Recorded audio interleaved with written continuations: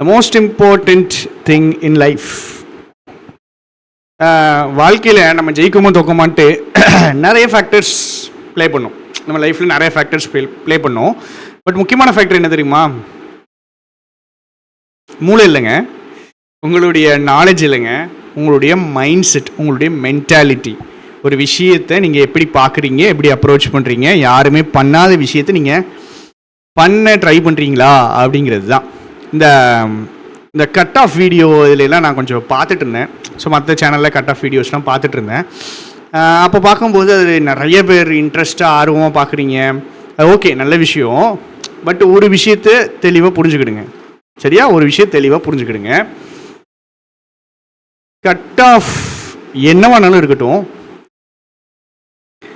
Result வந்ததுக்கப்புறம் படிக்கிறதுங்கிறது wrong mentality, தப்பான mentality, சரியா?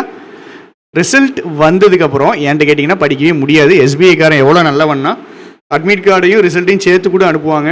அந்தளவுக்கு வில்லத்தனமான ஆட்கள், சரியா? ஸோ ரிசல்ட் வந்ததுக்கப்புறம் படிப்பேன் அப்படிங்கிறது ராங் மென்டாலிட்டி. ஃபஸ்ட் அதை ஞாபகம் வச்சுக்கிடுங்க, சரிங்களா? நீங்கள் படிக்காமல் இருங்கங்க. நான் இப்போது நீங்கள் படிங்க, நீங்கள் இப்படி பண்ணுங்க, நீங்கள் இப்படி இருங்க அப்படின்னு நான் எதையுமே சொல்ல போகிறது கிடையாது. நான் சொல்ல போகிறது த ப்ராப்பர் மென்டாலிட்டி. ரிசல்ட் வந்ததுக்கப்புறம் படிக்கிறது தப்பான மென்டாலிட்டி, சரியா? எக்ஸாம் முடிஞ்சு ஒரு நாள் ரெஸ்ட் எடுத்தோம், 2 நாள் ரெஸ்ட் எடுத்தோம், அடுத்தது திரும்ப படிக்க உட்காடுறோம் அப்படிங்கிறது ப்ராப்பர் மென்டாலிட்டி. ஏன்னா படிக்க ஆரம்பித்தே கொஞ்ச நாள் தான் ஆகுது. எனக்கு ப்ரிலிம்ஸ் கிளியர் ஆகுமானே தெரியாது. நான் கேவலமாக ப்ரிலிம்ஸ் எழுதியிருக்கேன். நான் படிக்கணுமா? நீங்கள் கண்டிப்பாக படிக்கணும். நீங்கள் பாஸ் ஆகுறீங்க, பாஸ் ஆகலை. நீங்கள் எக்ஸாமே நான் எழுதலே, உடம்பு சரியில்லாமல் வீட்டில் படுத்து கிடந்தேன். நான் அடுத்த எக்ஸாம் நான் மெயின்ஸுக்கு படிக்கணுமா அப்படின்னா நீங்கள் படிக்கணும். அடுத்து வரக்கூடிய எக்ஸாமுக்கு படிக்கணும். அது எஸ்பிஐ மெயின்ஸாக இல்லாமல் இருக்கலாம், ஆனால் அதுக்கப்புறம் எஸ்பிஐ பிஓ ப்ரிலிம்ஸ் இருக்குது. பிஓ ப்ரிலிம்ஸ் தெரியும்ல, 90 வேகன்சியே கம்மி தான், அங்கேலாம் போட்டி போட முடியுமாடே அப்படின்னு நீங்கள் சொல்கிறது கரெக்ட் லாஜிக்கலான பாயிண்ட். நான் அந்த எக்ஸாமை பற்றி பேசலை, அதுக்கப்புறமும் எக்ஸாம் வருது, அதை பற்றி பேசுகிறேன். நீங்கள் யாராக இருந்தாலும், பிகினர், ஆவரேஜ் ஸ்டூடெண்ட்டு, நான் ரொம்ப நாளாக படிச்சுட்டு இருக்கேன், நீங்கள் எப்படிப்பட்ட ஸ்டூடெண்ட்டாக இருந்தாலும் நீங்கள் படிக்கிறதுக்கான டைம் இதுதான் கிரன்ச் டைம். என்ன சொல்கிறது, மோஸ்ட் இம்பார்ட்டன்ட் டைம் நிறைய பேருக்கு மோஸ்ட் இம்பார்ட்டன்ட் டைம். நல்லா புரிஞ்சுக்கிடுங்க. நான் ஆஃப்லைன் கிளாஸ் நிறைய பிரச்சனைகள் இருக்குங்க. ஆஃப்லைன் கிளாஸ் நடத்தும் போது அந்த பிரச்சனைகளை தாண்டி நம்ம நடத்தணும், இருக்கணும்னு நான் நினைக்கிறதுக்கு காரணம் என்னென்னா, சில நேரம் அந்த இரத்தமும் சதையும் அந்த பசங்களை பார்த்து, அவங்க கண்ணீரை பார்த்து, அதை உதவி செய்ய முடியாமல் போய் அந்த வழியெல்லாம் நேராக பார்க்கணும் அப்படிங்கிறது தான். அது ஆன்லைனில் ஓகே தெரியும், நீங்கள் என்கிட்ட ஃபோன் பண்ணி சில விஷயங்கள் சொல்லுவீங்க தெரியும். பட் ஆஃப்லைனில் பார்த்தீங்கன்னா அப்படியே கண்ணுக்கு நேராக நிற்கும். 5 வருஷம் 4 வருஷம் 3 வருஷம் 6 7 வருஷம் போராடுறவங்க தெரியும். 1 மார்க் 2 மார்க்கில் நிற்சி கஷ்டப்படுறவங்க தெரியும். நான் ஓப்பனாக ஒத்துக்கிறேங்க. நீங்கள் 5 வருஷம் 3 வருஷம் தாண்டிடுச்சுனாலே கண்டினியூஸாக படிக்கிறது கஷ்டம். அதுக்கப்புறம் உங்களுக்கு புக்கு எடுக்க தோணாது. அப்படி நீங்கள் 3 இயர்ஸ் படிக்கிறீங்க, ஒரு ப்ரிலிம்ஸ் எழுதுறீங்க, அந்த ப்ரிலிம்ஸையே கேவலமாக எழுதிட்டீங்க, அந்த ப்ரிலிம்ஸ் கிளியர் ஆகுமானே தெரியாது. அதுக்கப்புறம் இவ்வளவு பிரச்சனைகளையும் தாண்டி இந்த வழிகளையெல்லாம் பொறுத்து கொண்டு ஃபேமிலி ப்ரெஷரு, சொசைட்டி ப்ரெஷரு, சுற்றி இருக்கிறவங்க ப்ரெஷரு, ஃப்ரெண்ட்ஸ் இருந்து வர்ற ப்ரெஷரு, எல்லா ப்ரெஷரைக்கும் தாண்டி அந்த புக்கு தொடுறதே ஒரு அச்சீவ்மெண்ட் தான். இதான் உண்மை. ஆனால் நம்ம தொட்டு தான் ஆகணும். அந்த ஸ்ட்ராங் மென்டாலிட்டியை வளர்த்துக்குங்க. அந்த மென்டாலிட்டி இருக்கிறவங்க தான் ஜெயிப்பாங்க. பேங்கர் ஆகிறதுக்கு முன்னாடி, before you become a banker ஆகிறதுக்கோ ஆஃபீஸர் ஆகிறதுக்கு முன்னாடி, ஆஃபீஸராக சம்பளம் வாங்குறதுக்கு முன்னாடி, ஆஃபீஸராக ட்ரெஸ் பண்ணுறதுக்கு முன்னாடி, ஆஃபீஸராக மனசளவில் உருவாகணும். ஆஃபீஸருடைய மென்டாலிட்டியை டெவலப் பண்ணணும். அதுதான் முக்கியம். நீங்கள் யாரானாலும் இருங்க, எப்படிப்பட்டவங்கனாலும் இருங்க, படிக்க ஆரம்பிச்சிருங்க, ஸ்டார்ட் பண்ணிடுங்க. ஷெட்யூல் வீடியோ நம்ம போடுறோம். SBI SBI clerk mains, SBI PO prelims ரெண்டுக்குமே நம்ம ஒரு ஸ்பெஷலாக பெய்டு பேட்ச்சு நம்ம போடுறோம். போட்டால் தான் நான் அடுத்த மாதம் நான் ஓட்ட முடியும். அவங்க மாதம் எதையாவது வச்சு ஓட்டிகிட்டு இருக்கேன். பார்ப்போம் என்றைக்கு இது வண்டி நிற்க போகுதுன்னு தெரில. ஸோ அதுக்கான வீடியோ நாளைக்கு வரும். SBI PO and SBI clerk மெயின்ஸுக்கான ஒரு பெய்டு பேட்ச் நம்ம வந்து போடுறோம். அதுக்கான டீட்டெயில்ஸ் நான் சொல்கிறேன். நம்ம வெப்சைட்டில் இருக்குது, யூடியூப்லேயே வீடியோ வரும், கிளாஸஸ் வரும். நீங்கள் என்கிட்ட தான் படிக்கணும், இங்கே தான் படிக்கணும் கிடையாது. நீங்கள் படிக்கணும், எஃபர்ட் போட்டு படிக்கணும். இது அந்த நான் சொன்ன பார்த்தீங்களா, அந்த ரத்தமும் சதையும் இருந்து கஷ்டப்படுற அந்த ஸ்டூடெண்ட்ஸுக்கு இது லாஸ்ட்டு சான்ஸாக இருக்கலாம்.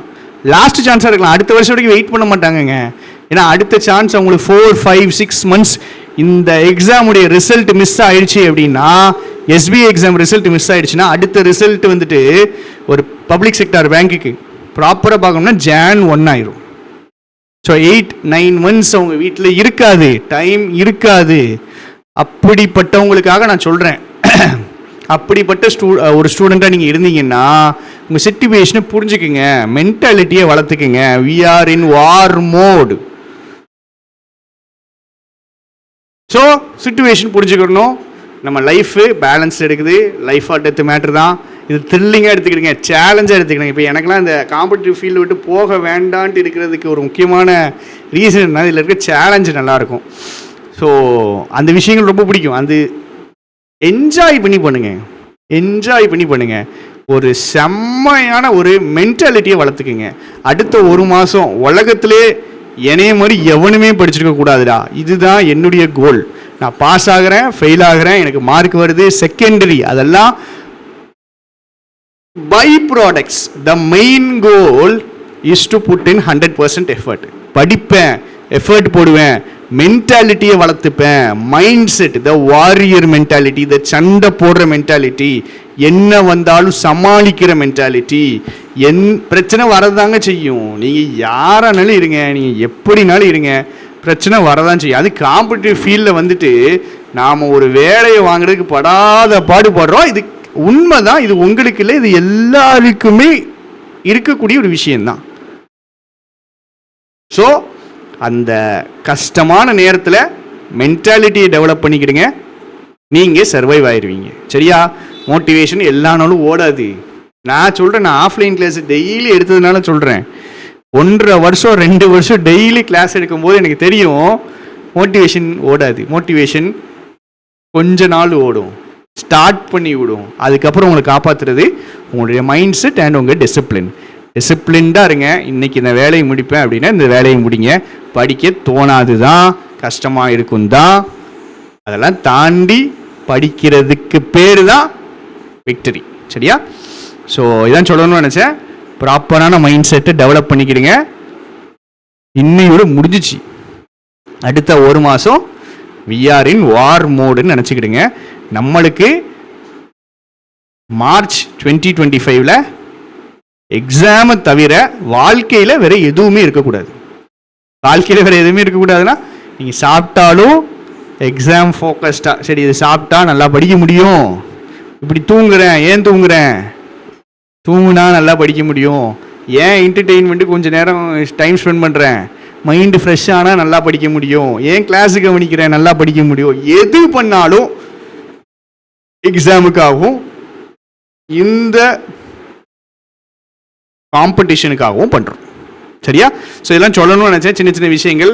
நான் கொஞ்சம் நீங்கள் ஓகே அப்படின்னு ரிலாக்ஸ் ஆகிருப்பீங்க. நீங்கள் ஸ்டார்ட் பண்ணுறதுக்கு 3 நாள் ஆயிடுச்சுன்னு வச்சுக்கிடுங்க, முந்திட்டு போயிடுவானுங்க. நாளைக்கே ஸ்டார்ட் பண்ணுறோம், கிளாஸு வந்துடும். நாளைக்கு சாயங்காலம் உங்களுக்கு பெய்டு பேட்சுக்கான டீட்டெயில்ஸும் வந்துடும். சரிங்களா? நாளைக்கே ஸ்டார்ட் பண்ணுறோம். அதே வேகத்தை கண்டினியூ பண்ணி சூப்பராக முடிக்கிறோம். Thank you, tata, bye by.